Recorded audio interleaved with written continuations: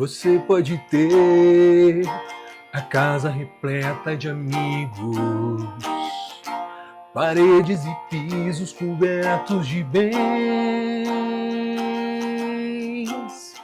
ter um carro do último tipo e andar conforme der na cabeça.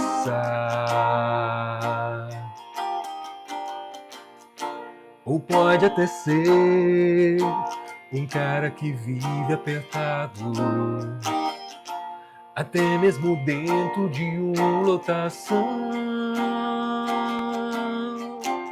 curtindo assim mesmo o fim de semana, ao andar conforme der na cabeça.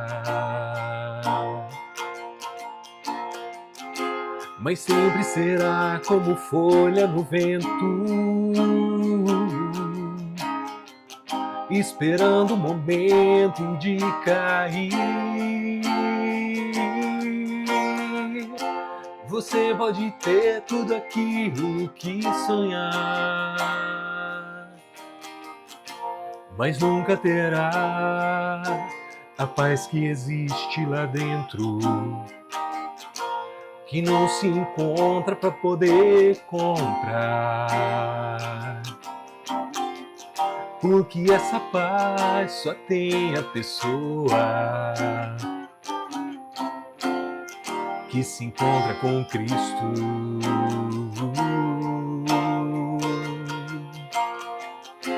Mas sempre será como folha no vento, esperando o momento de cair. Você pode ter tudo aquilo que sonhar, mas nunca terá a paz que existe lá dentro, que não se encontra para poder comprar. Porque essa paz só tem a pessoa que se encontra com Cristo.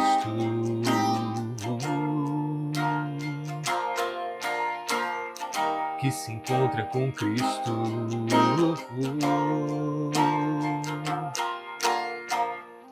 Que se encontra com Cristo.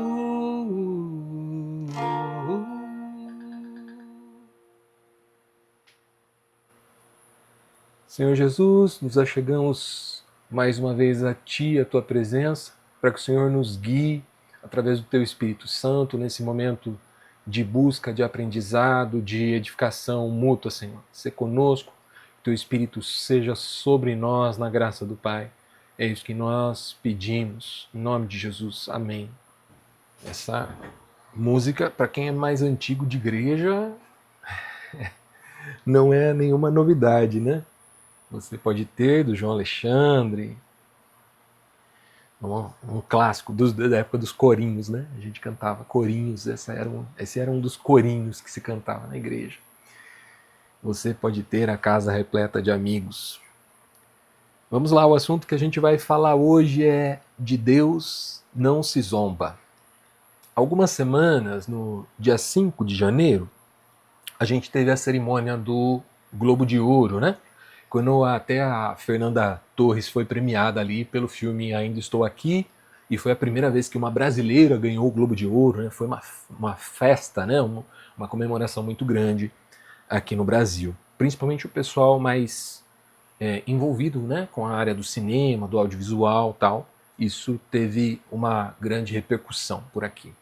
E ela também participou de programas fora, vi que ela teve no Jimmy Kimmel, que é um programa de entrevista nos Estados Unidos, enfim. Está sendo muito comentada a premiação dela e a possibilidade, inclusive, de ir para o Oscar. Mas teve uma situação que aconteceu no fim da cerimônia que roubou um pouco a cena, né?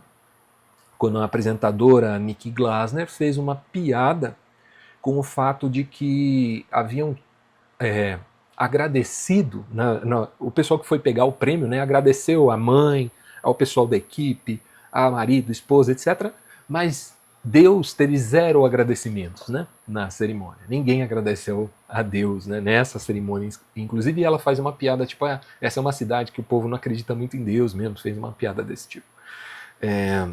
Engraçado que a cidade se chama Los Angeles, né, Os Anjos, né, mas isso, de fato, ela fez essa piadinha. 2 dias depois da entrega, né, do Globo de Ouro, no dia 7 de janeiro, um incêndio de enormes proporções atingiu Los Angeles. Até o momento, até a última notícia que eu vi, pelo menos, haviam 27 mortos, 80 mil pessoas desabrigadas. A área afetada é 3 vezes maior do que a ilha de Manhattan, lá em Nova York, né? Não demorou muito para alguns pregadores, pastores, associarem um fato ao outro, dizendo que aquilo era juízo de Deus por causa da piada que a apresentadora do Globo de Ouro fez, né? E eles sempre lembravam o versículo de Deus, não se zomba. Mas será que é correto mesmo associar a catástrofe de Los Angeles a um tipo de juízo de Deus sobre as pessoas? Vamos dar uma olhadinha no texto e conversar um pouquinho sobre ele. Gálatas 6, versos de 7 a 10. Não se deixem enganar. Ninguém pode zombar de Deus. A pessoa sempre colherá aquilo que semear. Quem vive apenas para satisfazer a sua natureza humana, colherá dessa natureza ruína e morte. Mas quem vive para agradar o Espírito, colherá Espírito, a vida eterna. Portanto, não cansemos de fazer o bem. No momento certo teremos a colheita de bênçãos, se não desistirmos. Por isso, sempre que tivermos oportunidade, façamos o bem a todos, especialmente aos da família da fé. Ontem eu e a Dani estávamos assistindo um filme de um diretor que eu gosto muito, por sinal, M. Night Shyamalan, que retrata um Deus assim, igual esse, né? Propagado por esses pregadores. O filme se chama Batem à Porta. Se você quiser assistir, é triste, é tenso, como são os filmes do Shyamalan, mas leva algumas reflexões, né? Nesse filme, 4 pessoas estranhas abordam uma família que está passando férias numa cabana no meio da floresta, e esses 4 estranhos dizem que um dos 3 membros da família tem que morrer, tem que se sacrificar em nome de todos. Caso contrário, Deus vai mandar juízo sobre toda a humanidade. Uma catástrofe iriam começar a acontecer. O filme é uma crítica clara ao absurdo dessa visão simplista de Deus. A questão é que muitos de nós estamos cultuando um Deus carente de adoração. Se a gente não adorar ele do jeito que ele exige, a gente vai ser morto por ele. Pensa nisso. Para eles, Deus é um menino mimado, muito sensível, capaz de destruir casas, matar dezenas de pessoas porque não foi lembrado nos agradecimentos de uma premiação de cinema. Pense um minuto se você conhecesse um pai desse jeito. Um pai que exige ser tratado por seus filhos com um devido reconhecimento, o tempo todo com elogios e agradecimentos. Se por um acaso um dos seus filhos esquecesse de agradecer ele, ou elogiar, esse pai seria capaz de mandar fogo para queimar os seus próprios filhos vivos. Você diria que essa é uma relação saudável? Você diria que esse é um bom pai? Um pai amoroso? Se é assim que você enxerga Deus, a gente tem um problema. Porque esse que você está chamando de Deus, eu aprendi a chamar de Satanás. Ele é o inimigo das nossas almas e não o nosso Pai amoroso, Pai de nosso Senhor Jesus Cristo. Então, se o erro desses pregadores, né, é que eles estão criando um Deus à sua imagem e não o contrário. Eles refletem as suas próprias angústias, o seu ego sensível, o seu desejo de vingança, as coisas que eles gostam ou que eles não gostam, e colocam tudo isso na conta de um Deus que eles inventaram, que não é o Deus expresso na Bíblia, que não é o Deus revelado por Jesus Cristo. Eles fingem que é o mesmo Deus, o Pai de nosso Senhor, mas não é verdade. Mas então, se esquecer de Deus no globo de ouro e fazer piada com isso não ofende Deus, o que significa biblicamente zombar de Deus? Nós lemos aqui, de Deus não se zomba, ou na versão NVI, né? Ninguém pode zombar de Deus. Os versos 8, 9 e 10 são bem claros a explicar o que é zombar de Deus. Vou ler novamente para a gente aqui, ó. Quem vive apenas para satisfazer a sua natureza humana, colherá dessa natureza ruína e morte. Mas quem vive para agradar o Espírito, colherá do Espírito a vida eterna. Percebe? Vive para satisfazer a sua natureza humana. Portanto, não nos cansemos de fazer o bem. No momento certo, teremos uma colheita de bênçãos se não desistirmos. Por isso, sempre que tivermos oportunidade, façamos o bem a todos, especialmente aos da família da fé. Esse finalzinho é interessante porque ele reflete as brigas que rolavam entre eles, especialmente entre os domésticos da fé, ou especialmente entre a família da fé. É um puxão de orelha para que o povo dessa igreja parasse de brigar entre si. Então ele fala, é para praticar o bem, principalmente entre vocês, viu? Porque parece que, se a gente analisar inclusive os capítulos e versículos anteriores, parece que isso era meio constante ali entre os Gálatas. Mas o conjunto desses 3 versículos, 8, 9 e 10, deixa bastante claro o que o autor está chamando de zombar de Deus. É ser egoísta, pensar só em si.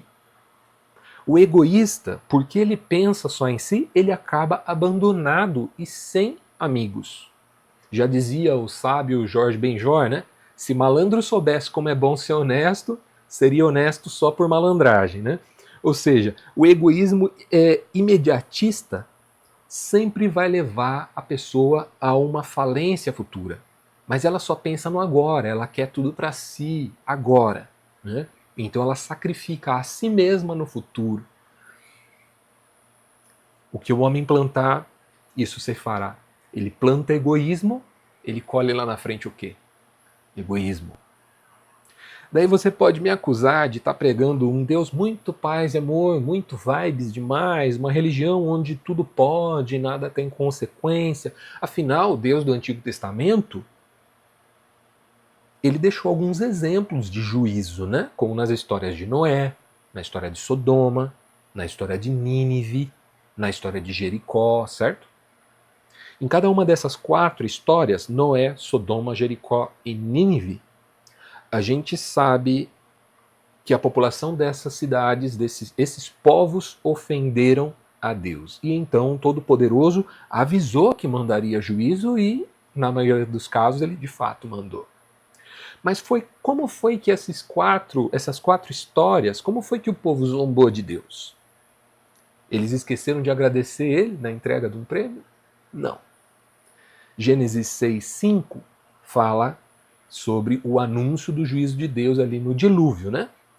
Gênesis 6:5. O Senhor observou quanto havia aumentado a perversidade dos seres humanos na terra e viu que todos os seus pensamentos e propósitos eram sempre inteiramente maus. Perversidade. Perversidade não é qualquer tipo de pecado. Perversidade é aquilo que ofende o outro. É ser perverso, é ser maldoso, é prejudicar alguém. Gênesis 18, 20 a 21, Deus aparece, né, a Abraão e diz assim: ouvi um grande clamor vindo da cidade de Sodoma e Gomorra. Quem que clamou? Alguém que estava sendo oprimido, né? Porque o pecado dessas 2 cidades é extremamente grave. Descerei para investigar se os seus atos são, de fato, tão perversos, de novo perversidade, né? Quanto têm ouvido. Se não forem, quero saber. Olha só, em Ezequiel 16:49, o Senhor fala através da boca do profeta sobre os pecados de Sodoma e Gomorra. Sodoma cometia pecados de orgulho, glutonaria e preguiça, enquanto os pobres e necessitados sofriam. Percebe uma conexão aqui? Quem foi que clamou dentro de Sodoma para que o Senhor viesse em seu resgate? Exatamente os pobres e necessitados que sofriam. Em Jericó aconteceu a mesma coisa, né? Basta lembrar que Raabe, aquela mulher que acolheu os espias, que se tornou a tataravó de Davi, que está na galeria dos heróis da fé ali de Hebreus 11, ali em Jericó era uma prostituta, explorada e marginalizada literalmente porque ela morava no muro da cidade, né? Tanto que ela conseguiu descer os espias pela sua janela. Nínive, em comparação com essas outras três, Nínive era a capital do Império Assírio, né? 12 quilômetros de muralhas, 500 mil habitantes, a sua circunferência tinha cerca de 100 quilômetros.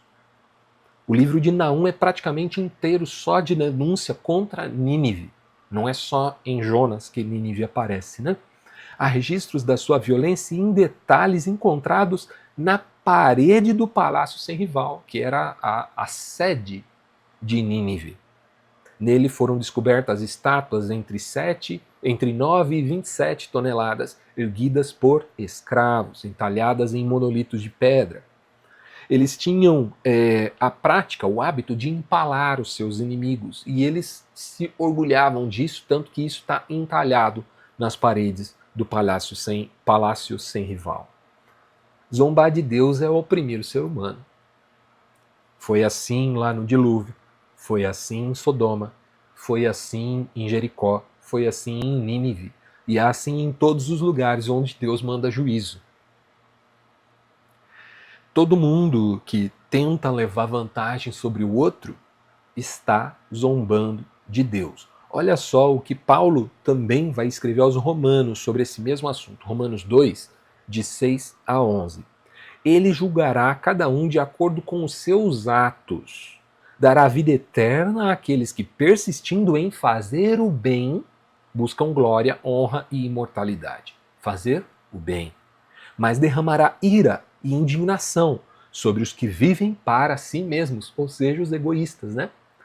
Que se recusam a obedecer à verdade e preferem entregar-se a uma vida de perversidade. Olha aí de novo, perversidade. A ira de Deus é contra os perversos, não é contra aqueles que esquecem de agradecer na entrega do Globo de Ouro. A todos que praticam o mal, ele trará aflição e calamidade, primeiro para os judeus e também para os gentios. A todos que fazem o bem, ele dará glória, honra e paz, para os judeus e também para os gentios, pois Deus não age com favoritismo. Romanos 2, de 6 a 11. A igreja era formada, naquele tempo, principalmente por judeus. Haviam poucos gentios entre eles, inclusive em Roma, tá? A maioria ali eram judeus. Quando Paulo fala aos judeus e aos gentios, Paulo desmonta a ideia de que os judeus eram os favoritos de Deus, né? Ele relaciona a justiça de Deus não mais à prática religiosa de quem era circuncidado ou não, de quem guardava o sábado ou não, mas sim à crueldade, à maldade, à perversidade com que os seres humanos de qualquer religião tratavam os seus semelhantes. Agora é interessante o uso da figura da semente e da colheita, que está no versículo 7, né? Não se deixe enganar, ninguém pode zombar de Deus, a pessoa sempre colherá aquilo que semear. Ou, para ficar na Almeida Revista Atualizada, né, que a gente está mais acostumado, pois aquilo que o homem semear, isso também ceifará. A imagem rural aqui não poderia ser mais perfeita. Pesticidas, queima de combustível, produção de lixo, indústrias e mais indústrias poluentes, tudo isso resulta no tal do efeito estufa, né? A gente cansou de ouvir, eu cresci ouvindo essa história do efeito estufa, né? E as novas gerações com certeza ouviram muito mais do que eu ainda, porque esse discurso vem sido cada vez mais propagado. Então, vamos dizer assim, a Isa na escola teve muito mais contato com essas informações do que eu tive no meu período de escola, né? E com o aumento da temperatura média do planeta, a gente está colhendo aquilo que nós plantamos. Nas regiões mais secas, o calor evapora a pouca água do solo e do ar, certo? Deixando a população mais vulnerável a incêndios como esse que aconteceu em Los Angeles. Nas regiões mais úmidas, o calor também evapora a muita água que tem e isso gera muita chuva, enchentes e tempestades, como aconteceu ano passado no Rio Grande do Sul. E ontem eu vi que um novo alerta de enchentes foi emitido de novo pela Defesa Civil do Rio Grande do Sul, risco de novas enchentes daquele mesmo jeito. Pesquisando sobre isso, também descobri que muitos refugiados que vivem no Rio Grande do Sul têm sido explorados porque eles já haviam vindo refugiados para o Brasil, chegaram aqui e perderam tudo de novo na enchente, né? Então, pessoas têm alugado terrenos em áreas vulneráveis para essas pessoas e elas estão novamente sujeitas a ficarem sem casa mais uma vez. Além da opressão objetiva dos seres humanos, temos que reconhecer aquilo que convencionou-se chamar de racismo ambiental, que expõe sempre os mais pobres e vulneráveis às catástrofes mais terríveis. Ainda que um incêndio lá em Hollywood possa ter atingido a casa de um magnata do cinema, né, do entretenimento, quem vai ser afetado diretamente por isso não é ele. Ele tem para onde ir, ele tem dinheiro, ele tem casa, ele tem carro. Quem vai ser afetado diretamente é a faxineira que cuidava daquela casa e que provavelmente é negra ou latina e que amanhã ela não vai ter mais onde trabalhar, porque a casa foi destruída num incêndio. Isso é zombar de Deus. Concluindo, os incêndios de Los Angeles não são a mão de Deus trazendo juízo porque esqueceram de agradecer a Ele na entrega do Globo de Ouro. Assim como as enchentes do Rio Grande do Sul não foram resultado da conversão de cristãos às religiões de matriz africana, como sugeriram alguns no ano passado também, quando aconteceram aquelas tragédias. Mas essas catástrofes são sim resultado daquilo que nós temos semeado como sociedade. O capitalismo selvagem, a cobiça sem limites, a exploração do pobre, tudo isso vai cobrar o seu preço, na contramão do propósito de Deus para cada um de nós. E ele nem precisa mandar juízo, porque nós mesmos já temos produzido tudo isso com muita eficiência. É isso que eu queria compartilhar. E como de costume eu quero fazer uma pergunta para a gente interagir aqui e falar alguma coisa. A pergunta é a seguinte: quais são os principais desafios que a igreja enfrenta ao abordar temas como justiça social e cuidado ambiental? Quais são os principais desafios que a igreja enfrenta ao abordar temas como justiça social e cuidado ambiental? Você pode falar, você pode levantar a mão e vamos participar. Olha só, eu queria primeiro te agradecer, porque se você chegou até aqui é porque você assistiu essa pregação inteira. Uma vez que você chegou até aqui, você deve ter percebido que no final da mensagem eu dou um espaço para todo mundo interagir e participar. E se você está vendo esse vídeo no YouTube, você também pode interagir e participar aqui embaixo nos comentários, dando a sua contribuição. Se você gostaria de participar ao vivo com a gente, agora está mais fácil do que nunca. Você só acessa igrejapresente.com/encontro. A gente está sempre ali, aos sábados às 20 horas. É só chegar, participar, edificar e ser edificado com a gente. Clicando neste botão aqui, você segue o nosso canal e clicando neste botão aqui, você tem acesso a todas as nossas reuniões da Igreja Presente. Seja muito bem-vindo e aproveite. Abraço, tchau, tchau.